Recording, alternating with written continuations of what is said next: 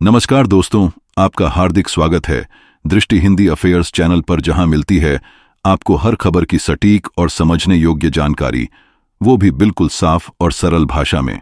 दोस्तों, यहां हम बात करते हैं देश दुनिया की बड़ी अपडेट्स की, राजनीति से लेकर अर्थव्यवस्था तक, और उन मुद्दों की जो आपके जीवन को सीधे तौर पर प्रभावित करते हैं।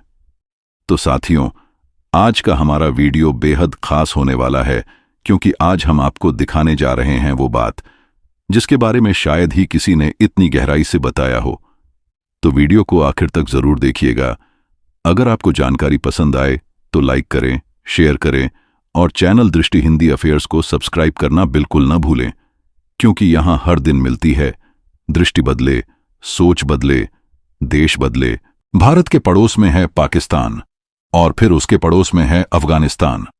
तो भारत के हानफो वो अपनी 33,000 पेंटे गवा चुका है।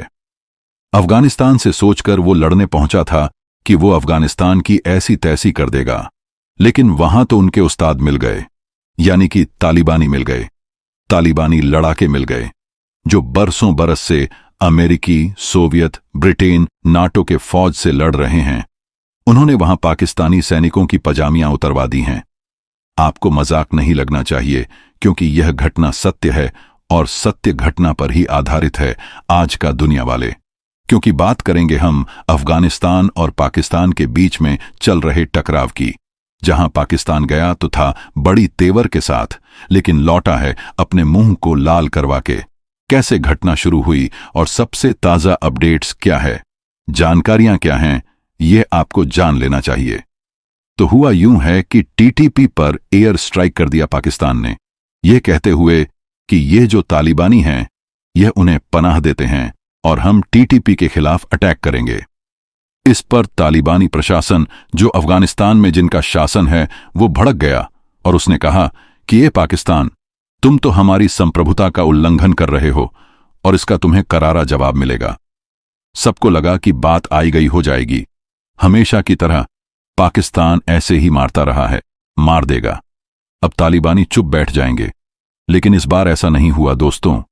तालिबानियों ने उठाई अपनी टैंकें, उठाएं अपने तोप, बड़ी बड़ी बंदूकें, खूंखार हथियार और चढ़ाई कर दी डूरंड लाइन पर।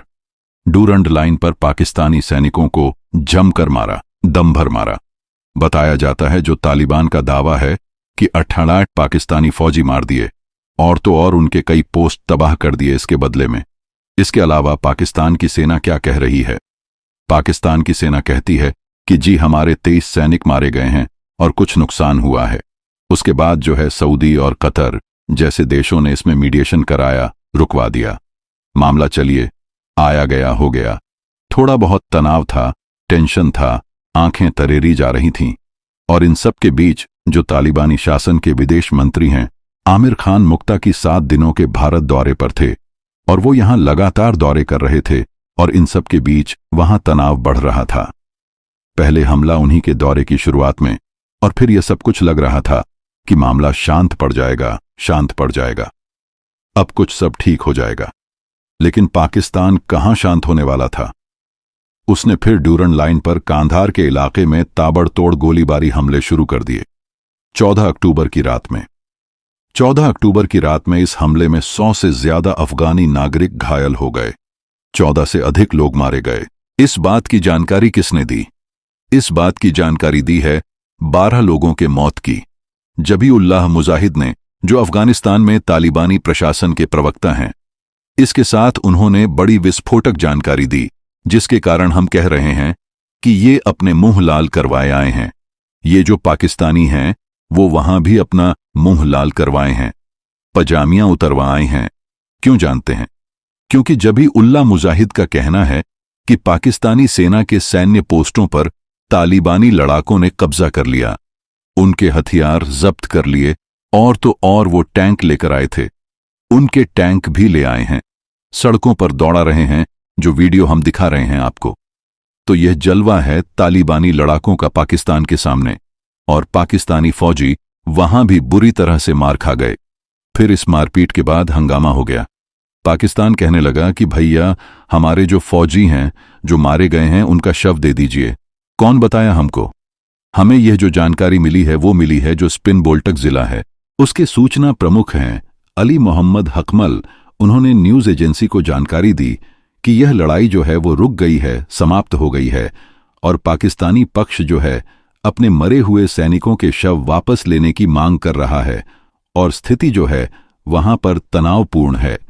लेकिन इन सब के बीच खबर यह आई है कि कांधार के शोरब जिले में सूत्र बताते हैं कि नया झगड़ा छिड़ गया है। यहां भी अफगान और पाकिस्तानी सेना आमने सामने हैं, गोलीबारी हो रही है। तो यह जो स्थिति है वो कंट्रोल में नहीं आती हुई दिख रही है और बताया जा रहा है कि स्पिन बोलक में जब झगड़ा हुआ उसके बाद से ही रुकवा भले दिया गया, लेकिन जो अफगानी फौजी थे, तालिबानी फौजी थे, वो भड़के हुए थे कि यार ये तो बड़ा गलत कर रहे हैं, इनको सबक सिखाना जरूरी है, और उन्होंने ठोक दिया और ठोक दिया। उसके बाद अब यह झगड़ा भी जारी है। वहीं अब आपको हम अंदर की बात समझाते हैं दोस्तों कि क्यों ऐसा हो रहा है और इसके पीछे का गेम क्या है। देखिए, इसका सबसे पहला कनेक्शन है भारत। आमिर खान मुक्त की भारत दौरे पर आते हैं। अफगानिस्तान में तालिबानी शासन को आए हुए 4 साल से अधिक का वक्त हो चुका है और अब तक का यह सबसे बड़ा किसी भी तालिबानी नेता का भारत दौरा रहा। वो खुद आए, 7 दिनों के लिए आए। पाकिस्तान इस बात से परेशान था कि अरे तालिबान और भारत की जब गठजोड़ मजबूत हो जाएंगे तो हम तो बचेंगे ही नहीं, हमको कौन पूछेगा। तो भारत जब वह आए तो ये सब कांड उसने पीछे से कर दिया। उसके बावजूद भी तालिबानी मंत्री तालिबान का हौसला नहीं टूटा। उन्होंने उधर जवाब भी दिया और इंडिया में इधर डील भी कर लिया। भारत ने अपने टेक्निकल मिशन को डिप्लोमेटिक मिशन में अपग्रेड करने का ऐलान कर दिया। इसके अलावा जो है कई तरह के कारोबार की शुरुआत की जा रही है। रेयर अर्थ मिनरल्स के लिए अफगानिस्तानी सरकार चाहती है कि भारत वहां आ जाए, देखे, एक्सप्लोर करें। इसके अलावा अमृतसर से काबुल के लिए फ्लाइट भी उड़ेगा। तो ये सब बड़ा गेम चेंजर रहा। यहां बिजनेस मीट्स हो गए, एक ये गेम चेंजर रहा। दूसरा जो है रशिया, वो भी इन्वेस्टमेंट कर रहा है।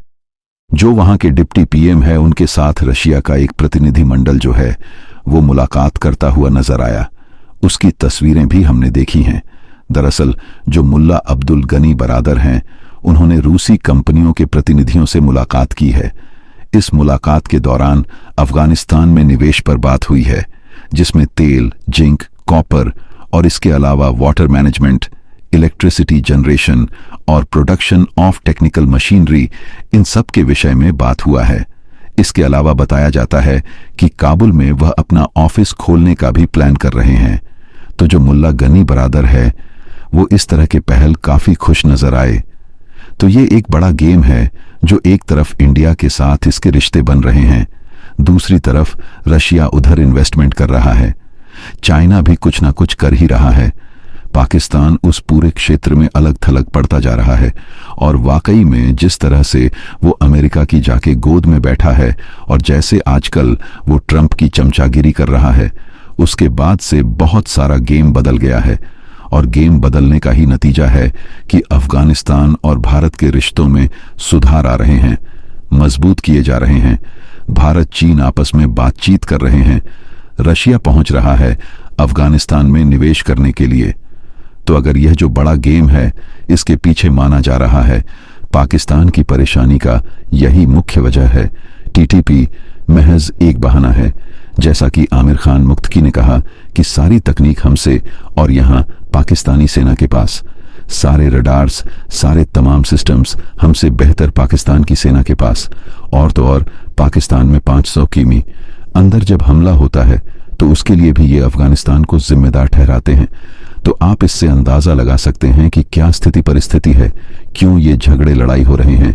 लेकिन झगड़े लड़ाई के बीच ये जो पीछे का गेम है वो तो हमने आपको बता दिया और साथ में ये भी समझाने की कोशिश की कि आखिर क्यों बार बार ये जो पाकिस्तानी हैं वो मार खाकर नहीं सुधर रहे हैं, क्योंकि उनका एजेंडा लागू नहीं हो पा रहा है और उनके लिए किसी की जान जाना कोई बड़ी बात नहीं है।